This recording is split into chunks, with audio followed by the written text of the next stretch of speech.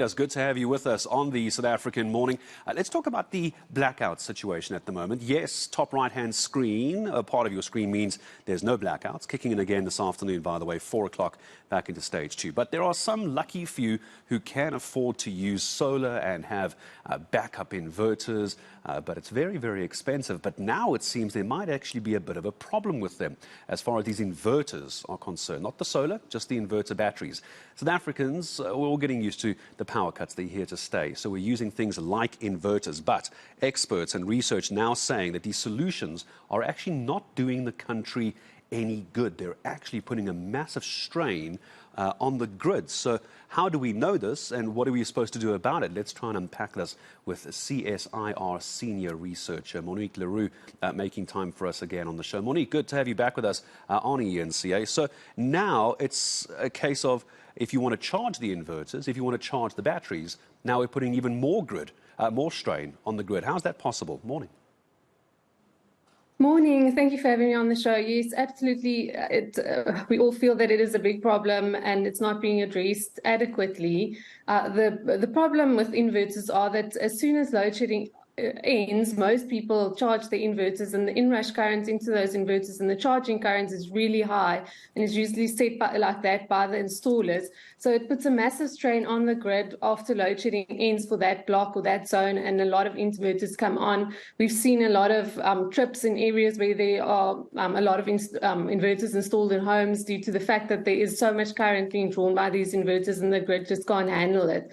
So Eskom's also complained about that in the past and said, can people please just delay the inverters? And it's a simple setting on your inverter where you can change when it's being charged so that everyone in the same zone don't charge the inverters at the same time when load shedding ends. Yeah, I suppose it's the same argument that we're hearing from Eskom as well, is that the moment the power comes up, please don't start, putting the pool pumps on, don't switch on all 4 geysers, don't start washing the car and, all those sort of things, everything that requires power as well. So I imagine that's the same sort of scenario, isn't it?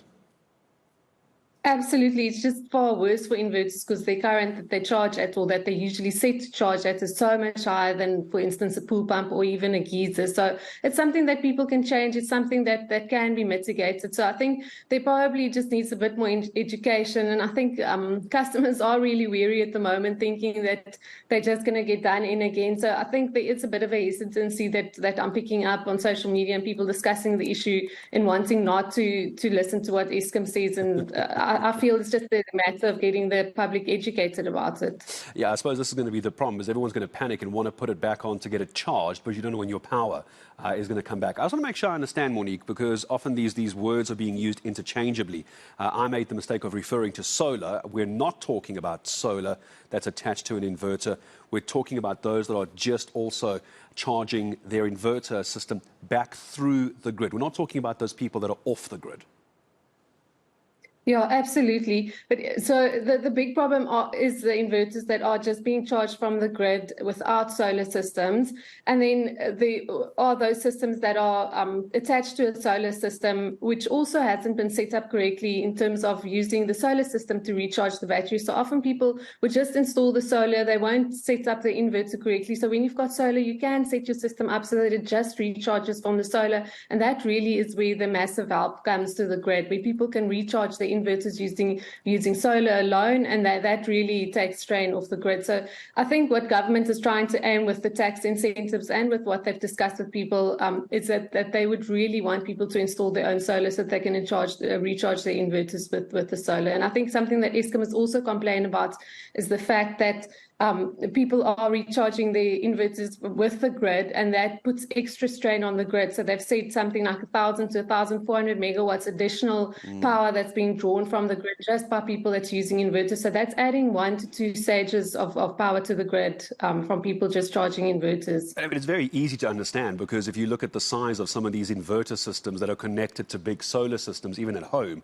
as well, if you've got an 8 kVA, a 10 kVA, some people have even bigger as well. That's not even to talk about big businesses that are also running these massive solar rooftop panels. Then they've got these huge batteries inside to keep big buildings going as well. Those are the big strains on the grid, isn't it? But I want to just make sure I also understand, we're not talking about UPSs, the little UPS that you buy from the local electric store. We're talking about professionally installed inverters in this case. Yeah, so Eskom has mostly complained about the inverters because they're the ones that are drawing the most power from the grid. But it is, if you think about it, technically it is any battery would add strain to the grid, and if you add that up over time and thousands of people using it, it is going to add a lot more power.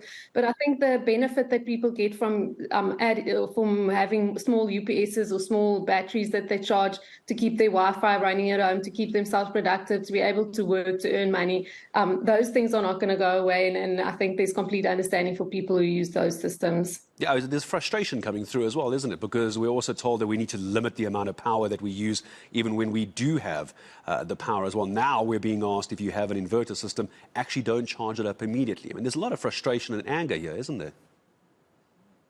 Yeah, that's what I alluded to earlier. I think people are just really frustrated, as you say, and they feel that it's a power crisis. Why is it not getting solved? Why is it not going away? Why have plans not been made? And then when people make their own plans, they sort of get hit over the knuckles and reprimanded for trying to make a plan to keep themselves online.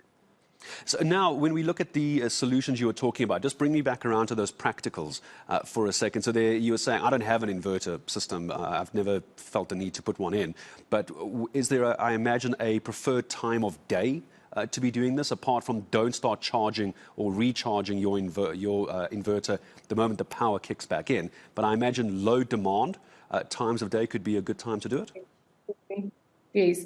So Eskom specifically said, please don't charge during the peak times in the morning and the evening, 6 to 9, morning and evening. Please don't charge during this time, because that's the time that the grid really takes strain, and where they sort of have to really balance things, because that's when they try and put out as much generation, because the demand is quite high. So they don't want to add any extra demand to the network during that time. And then preferably, if you can recharge your inverter after 11 at night, before 5 a.m. in the morning, that would be the best time. And then, as I said, what would be absolutely ideal is if you can attach a solar system to that inverter to use solar power to recharge your inverter.